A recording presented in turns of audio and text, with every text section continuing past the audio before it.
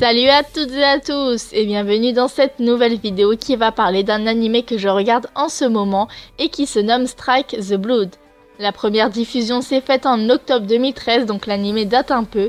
Il contient 24 épisodes.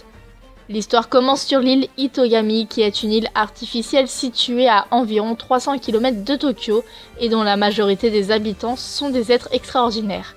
Esprits, démons, sirènes, vampires, etc. Ils y vivent contrôlés par les humains et servent à l'occasion de sujets d'études.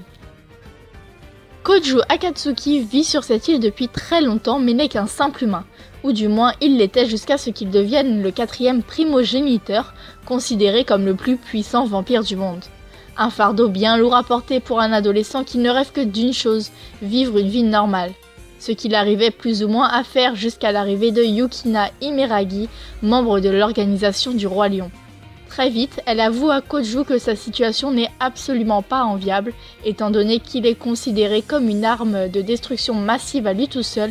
Elle a pour ordre de le suivre et de l'éliminer au moindre signe d'agressivité de sa part. La vie simple dont Koju rêvait s'avère dès lors impossible. Donc voilà, le personnage principal est Koju Akatsuki, qui est également un lycéen.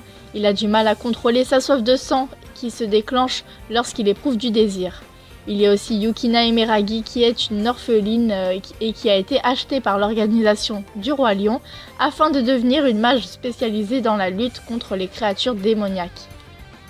C'est elle qui va devoir surveiller Koju et le tuer en cas où il devient incontrôlable.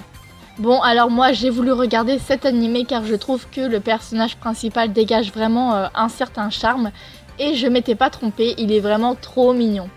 De plus, c'est des histoires de vampires, j'adore ça et là j'ai pas été déçue, même si ça ne vaut largement pas Owari no Seraph.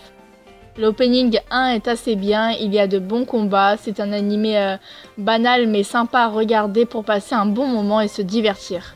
J'espère que cette vidéo vous a plu, n'hésitez pas à me donner votre avis si vous avez vu l'animé ou si vous avez lu le manga. À la prochaine!